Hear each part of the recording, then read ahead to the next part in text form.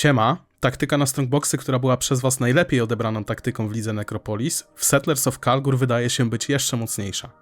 Polecam obejrzeć film w całości, porozmawiamy sobie o Strongboxach i dlaczego uważam, że są mocną strategią w 3.25. Zanim zaczniemy, chciałem zaprosić was na Discord dla widzów mojego kanału oraz polskiego PoE Community. Jest nas ponad 300 osób. Link do Discorda znajdziecie w przypiętym komentarzu oraz opisie filmu. Moja strategia na Strongboxy przypadła wam do gustu zdecydowanie najbardziej spośród wszystkich strategii, jakie wypuściłem. Miałem masę pozytywnego odzewu, na Discorda wrzucaliście screeny z dropów, w tym screeny z podwójnymi mirrorami. W aktualnej lidze mamy możliwość używania jednego skaraba więcej oraz dropimy duże ilości golda, które później też przekładają się na dobry profit. Strongboxy są według mnie bardzo przyjemną i satysfakcjonującą taktyką, szczególnie jak stoimy i otwieramy jednego Strongboxa z currency lub kartami kilkukrotnie. Oferują one dobry zarobek na godzinę i duplikują nam się karty oraz currency ze Strongboxów. Leci sporo unique jeweli, a Strongboxy ogólnie mają bardzo duży potencjał RNG, wliczając w to jackpot, czyli 2 mirrory ze Strongboxa lub troszkę mniejszy jackpot, 2 Hinek oraz Loki. Przejdźmy do omówienia strategii. Jeżeli chodzi o nasz Atlas Tree, nie różni on się tutaj jakoś bardzo od tego, który był w poprzedniej lidze. Idziemy sobie na początku w Strongboxy, tu idziemy do góry, bierzemy skaraby, bierzemy modifiery, bo tutaj chcemy wszystkie skaraby i modifiery wybrać. Tutaj sobie idziemy w lewo, kolejne mamy skaraby, oczywiście wszystkie małe nody na skaraby też wybieramy.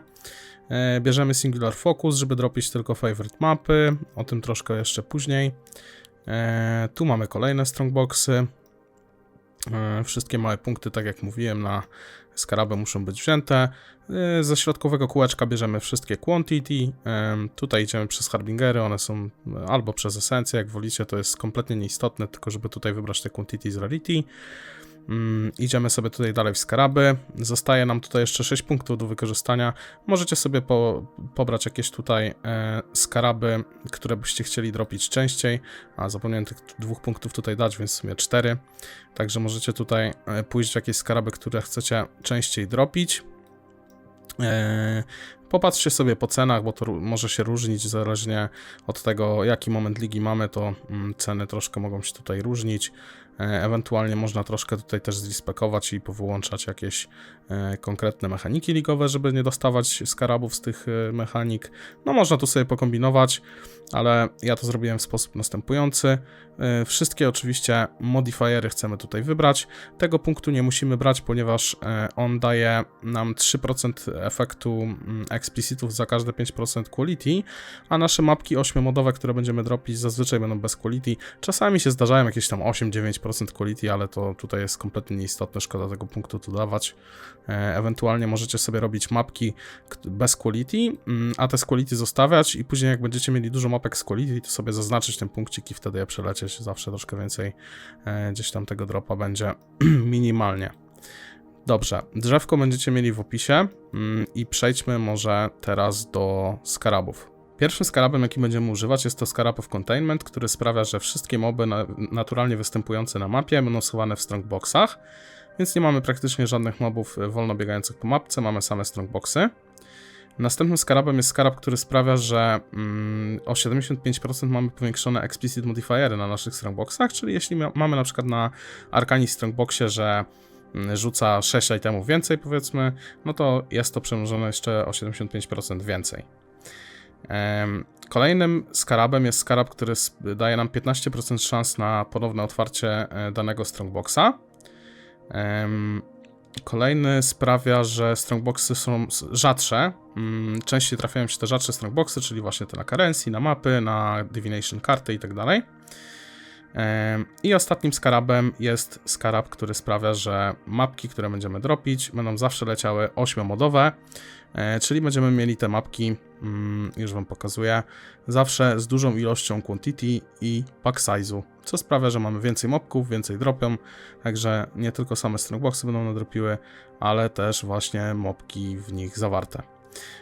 Jeśli mamy już dużo nafarmionych mapek 8-modowych, możemy tego skaraba na jakiś czas sobie wywalić i na przykład dołożyć skaraba na 5 Strongboxów dodatkowych, a jak nam się już powoli będą kończyć mapki, które możemy latać, to z powrotem tego skaraba wywalamy i wracamy do mapek 8-modowych Ewentualnie możemy nadwyżkę tych 8-modowych mapek sprzedawać na Discordzie TFT po około 10 chaosów sztuka, takie 8-modowe chodzą randomowe, a z Rejexem, czyli takie, które sobie ktoś tam wybierze, po 15 chaosów sztuka, więc to też fajny zarobek, to też jest alternatywa do zarabiania. Korzystając z okazji, chciałem też Was zaprosić na mojego Twitcha, na którym będą odbywały się streamy. Będziemy też farmić tutaj te strongboxy, więc będziecie mogli sobie zobaczyć, jak to wygląda dokładnie. Myślę, że streamy na YouTube też będą się pojawiać, aczkolwiek na Twitchu pojawiają się częściej. Tak więc zapraszam Was do zostawienia followka tutaj u mnie na Twitchu i kontynuujmy. Możecie teraz zapytać, na jakiej mapie to farmić? Otóż na dowolnej. Ja farmiłem to na Jungle Valley, ponieważ nie farmiłem dawno tego layoutu, a lubię ten layout, a aktualna liga umożliwia nam taką opcję, która nazywa się Scry a Map, i opcja ta pozwala nam przenieść drop card z danej mapy na dowolną inną mapę, którą sobie wybierzemy, więc jakbyście chcieli na przykład farmić to na Jungle Valley lub na jakiejkolwiek innej mapie, możecie sobie na nią przenieść drop card na przykład z Crimson Temple i dropić sobie tutaj apotekary, z tym, że troszkę znerfili w tej lidze te dropy kart, bo już na przykład na mapce, gdzie dropi apotekary, nie dropią jakieś tam 7 Years Bad Lucky, czy jakieś inne takie fajne karty. Jest to troszkę bardziej przerzedzone, więc tutaj no zostawiam to do wyboru dla Was. Albo wybieracie sobie apotekary i liczycie, że raz na ruski rok Wam poleci. Możecie też sobie wziąć jakąś kartę, która leci częściej, na przykład kartę na 2 Diviny, albo jakąś dowolną inną, jaką tam sobie chcecie. Na pewno coś znajdziecie dla siebie. Albo bierzecie kartę, która leci bardzo rzadko, jest droga, albo taką, którą leci częściej i jest troszkę tańsza. Dobrze, bierzemy oczywiście naszą mapkę, wkładamy skaraby, wkładamy naszą mapkę.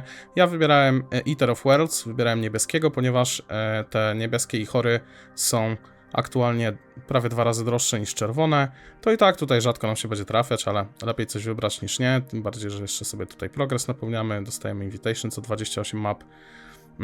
I craftem na mapie oczywiście jest ambush. Dobrze, przejdźmy do profitu. Podkreślę, że nie miałem tutaj za bardzo jakichś lucky dropów. Często się te lucky dropy mi ostatnio zdarzają, już troszkę te strongboxy pobiegałem. Tutaj mamy loot z 10 map, ponieważ w godzinę jesteśmy spokojnie w stanie zrobić 10 mapek. Jak mamy w miarę dobry build i dobrze ustawiony filtr, to jesteśmy w stanie te 10 mapek zrobić. Swoją drogą swój filtr wrzucę Wam do opisu filmu, będziecie sobie mogli go zobaczyć. No jak widzicie, loot wygląda w sposób następujący. Karty, które mogłem powymieniać, już powymieniałem. Pozostałe karty to są karty na jakieś currency, jakieś bottle faith. No tu generalnie karty są przefiltrowane, więc one tutaj nie ma opcji, żeby jakoś sztucznie podwyższały jakość tego dropa, czy ilość w divinach. Także jak widzicie, wygląda to w taki sposób.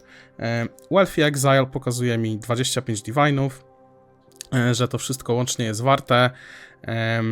Myślę, że on tutaj może niektóre rzeczy podkręcać, niektóre obniżać, to powinno mniej więcej tak samo wyjść. Na przykład mapki nam liczy po 5 chaosów i je można sprzedać po 10, albo można ich w ogóle nie sprzedawać. Także tutaj myślę, że to jest w miarę ok. Nawet jak odejmiemy sobie tam ze 2 diviny, to i tak mamy 23 diviny z 10 map. Koszt odpalenia jednej mapy to jest 1 divine około w momencie, jak to nagrywam, więc od tego musimy sobie odjąć te 10 divinów za odpalenie 10 mapek, wychodzi nam 15, nawet jak odejmiemy 2, bo powiedzmy, że coś tam źle liczy, czy cokolwiek, to mamy 13 divinów w godzinę zrobionych profitu, a musimy pamiętać o tym, że to, co jest tutaj też bardzo ważne i bardzo dobre, to jest gold. Ja z 10 map wydropiłem prawie 270 000 golda, ponieważ wyzerowałem go sobie przed zaczęciem tych mapek, więc licząc ten gold i to, co z niego możemy zarobić, wysyłając statki, czy no, utylizując to w jakikolwiek inny sposób w naszym mieście Kingsmarch, możemy z tego zrobić jeszcze dużo więcej profitu. Ja tego nie będę wliczał pod koniec, bo ciężko to obliczyć, ale no myślę, że te 15 divinów, nawet 15 w górę w godzinę jesteśmy w stanie robić. O ile jesteście w stanie zrobić 10 takich mapek w godzinę, to spokojnie te 15 divinów na godzinę powinniście mieć, jak konstant latacie te mapki.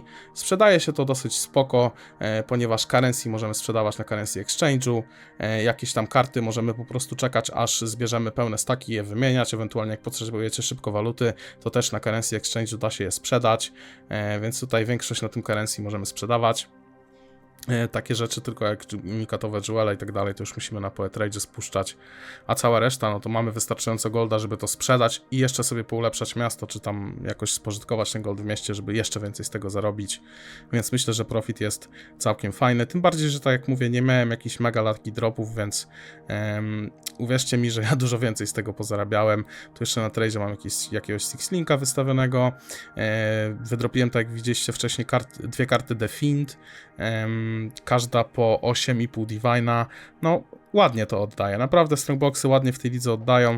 Możecie powiedzieć, że drogi koszt odpalania mapy, bo za jedną mapę płacimy Divina, ale uwierzcie mi, że to się opłaca, z tym, że podkreślam, nie róbmy tych map, dopóki nie mamy, powiedzmy, przynajmniej tych 5-6 Divinów, bo ze strongboxami jest tak, że one mają wysoki potencjał RNG i może nam się nie przyfarcić, możemy nawet zrobić 5 czy 10 map i wyjść na 0, albo nawet może na lekki minus, ale w końcu nam tak dropnie z tego strongboxa, że zwróci nam się wszystko jeszcze z zarąbistą nadwyżką, przy czym będziemy farmić duże ilości golda, rozwijać nasze miasto, także polecam strongboxy.